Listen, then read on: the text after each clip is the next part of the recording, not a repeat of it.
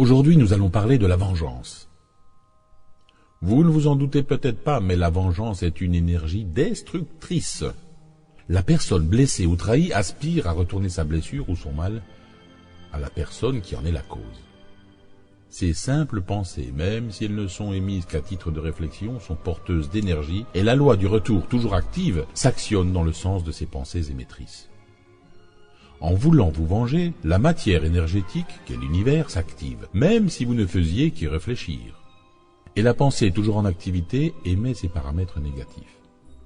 Déjà, en établissant un plan pour passer à l'action verbale ou physique, vous êtes connecté pour recevoir les effluves de l'univers par sa loi du retour. Avant même d'être devenu une agression physique, votre pensée négative s'est réalisée dans le temps. Même si vous changez d'avis après une mûre réflexion, votre adversaire reçoit les contre-coups de votre pensée par quelqu'un d'autre, et vous en récolterez les effets secondaires. Oui, simplement en réfléchissant, l'énergie de l'univers est activée, et cela dans tous les sens. Tout le monde se pose la question, comment faire pour avoir toujours des pensées d'une qualité exceptionnelle?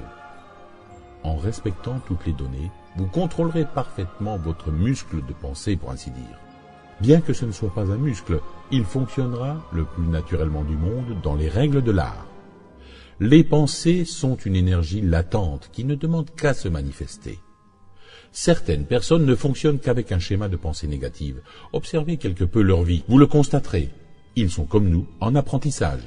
Mais leur évolution est là, à un autre niveau. Ils auront l'occasion de se transformer, mais la loi de la facilité les gagnera et ils resteront à leur niveau de conscience habituel. Un parent peut-il aider ses enfants à changer leur mode de vie? Il le peut toujours, en lui offrant par ses pensées d'atteindre un but précis. L'enfant, lui, sera confronté à la décision de son libre arbitre. Oui, le libre arbitre. Voilà un sujet intéressant. Si les expériences vécues, depuis le début de cette formation, vous constatez la réalité et la complexité de cette puissance, et par la logique même, il est probable d'admettre cette réalité et qu'elle nous dépasse. Au lieu d'essayer de comprendre et d'analyser, acceptez cette notion comme étant la façon d'arriver à vos fins.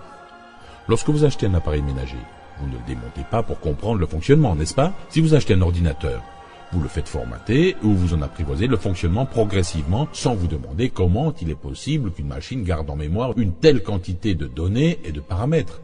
Il en va de même pour cette réalité. L'exercice d'aujourd'hui, entretenez-vous des pensées de vengeance.